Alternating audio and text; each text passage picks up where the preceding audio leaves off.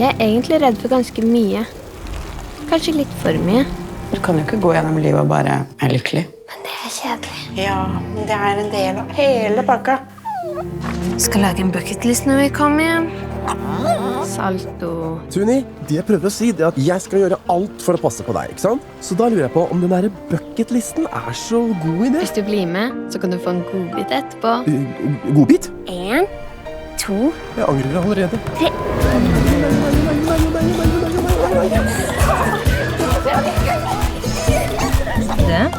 Du får lov til å snuse, altså.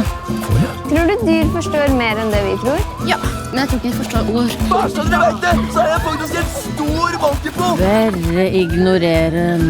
Jeg skal jo beskytte henne. Du som er redd for høyder. Tuni, det går alt for fort. Det går